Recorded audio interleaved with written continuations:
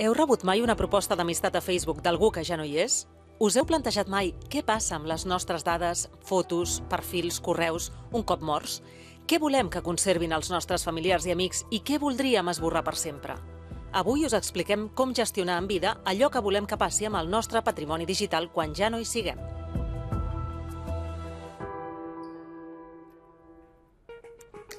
I és que fa unes setmanes parlàvem en aquest programa de la gestió de les nostres dades personals a internet, del rastre digital, en definitiva, que anem deixant, i ho vam fer amb el Bruno Pérez, que és un expert en ciberseguretat i forense informàtic. Què tal? Bona tarda, Bruno. Bona tarda. Avui el tornem a saludar perquè volem anar un pas més enllà.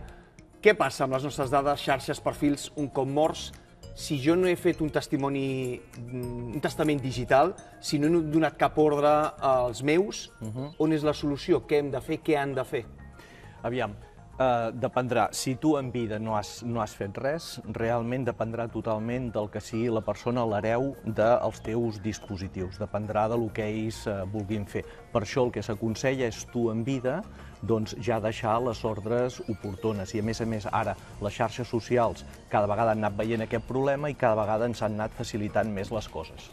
Les funeràries, he sentit a dir que ja comencen també a oferir aquests serveis? Sí, efectivament.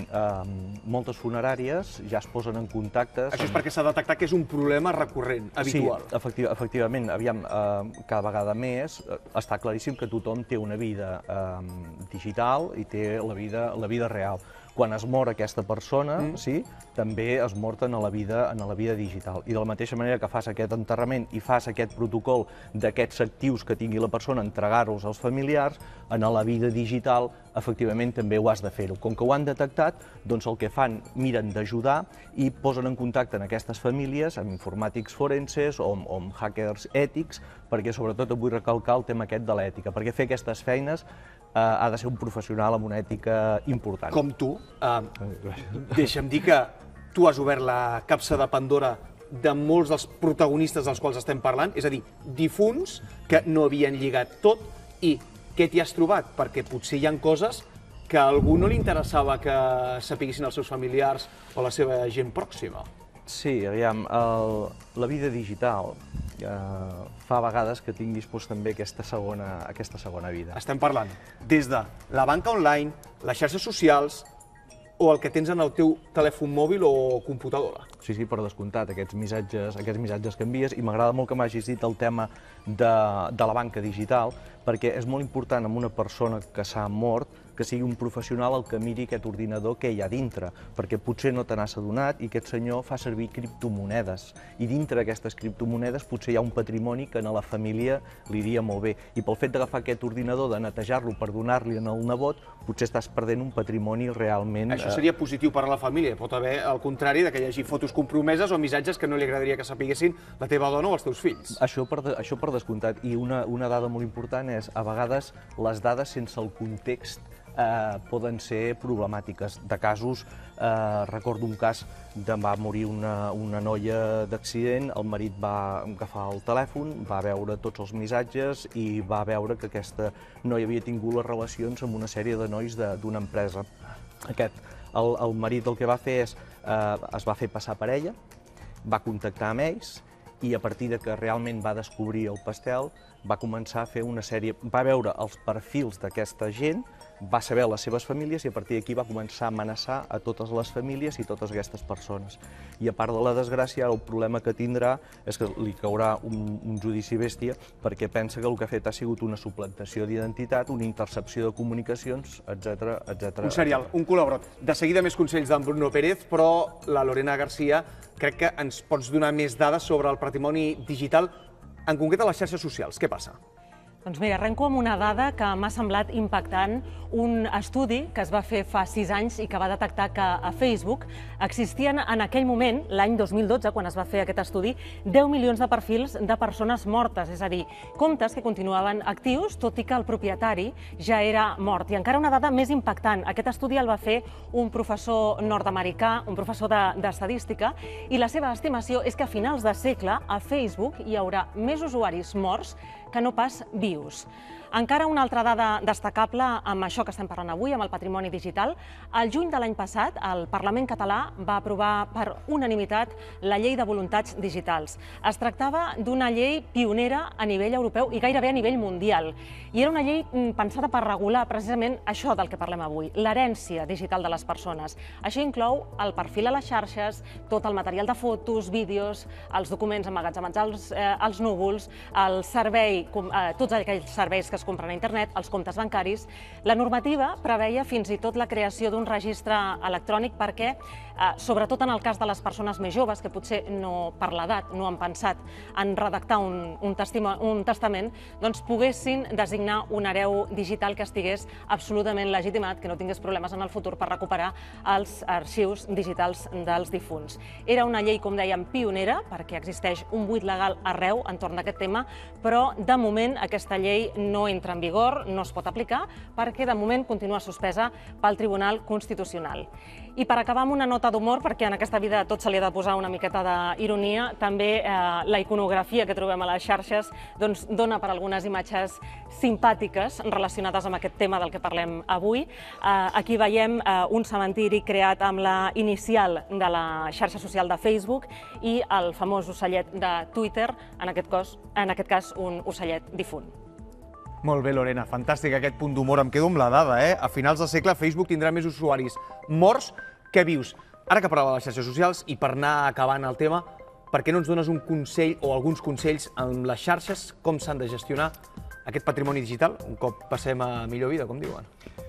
Aviam, està claríssim que un dia o un altre ens morirem i és important deixar les coses arreglades. Saps que quan te mors és la família que es queda la que li toca arreglar. I si a més li toca arreglar tot aquest tema de xarxes socials, la cosa es complica. Les xarxes socials, com et deia, ara mateix ens ajuden força. Ja han agafat consciència d'aquest tema i cadascuna té una mica les seves característiques. Per exemple, Facebook ara mateix et permet deixar una compte d'alguna persona que serà el teu hereu digital, que en el moment... Això a la configuració de Facebook jo puc dir fulanito o menganito que m'ajudin si això succeeix. Sí, i a més ha canviat ara fa molt poc, perquè abans era una mica complicat de trobar-ho, tenies que anar a configuració, dintre configuració tenies que anar a seguretat, i dintre seguretat hi havia el que es deia el legado digital. Ara no, ara ja directe ja està a la configuració general. Molt bé, Facebook veig que és senzill. Les altres xarxes socials per excel·lència com Instagram, Twitter... Sí, el que passa que també és molt important que la gent no pensi que quan tu deixes aquest legat, la persona té accés a la teva compte i es pot fer passar per tu. No pot escriure res, no pot modificar res, l'únic que pot fer és agafar i notificar que aquesta persona ja no hi és i el perfil automàticament passa a ser un perfil memoràlia, que es diu de memòria. El mateix fa exactament els d'Instagram. Per què? Perquè són exactament la mateixa casa. Twitter, per exemple, no. Twitter, per exemple, el que et diu és tu no pots accedir a la compte, l'únic que sí que pots fer és el donarem de baixa. Els tràmits no són senzills. Els tràmits costen perquè has de presentar tota la documentació i et trobes en xarxes socials que aquesta documentació te la demanen que sigui en anglès i l'has de fer traduir-la per un traductor oficial. Per exemple, la de LinkedIn, la xarxa social professional, també te fa exactament el mateix. No te permet entrar, però sí que el que te permet és esborrar. I Microsoft sí que et pot arribar a donar fins i tot contingut, però les xarxes socials amb això s'ho miren moltíssim. Has de donar molta documentació, el pas no és gens senzill. Per això a vegades la tàctica és tenir ja les contrasenyes de la persona. I una vegada les tens, doncs a partir d'aquí pots entrar-hi i pots fer net. És la manera més ràpida de totes. I què passa amb el telèfon mòbil? Si arriba el dia, la nostra parella, els nostres pares, els nostres fills volen accedir-hi, volen recuperar el material que hi hagi, tenim uns pins, tenim una seguretat, etc. Quin és el procés?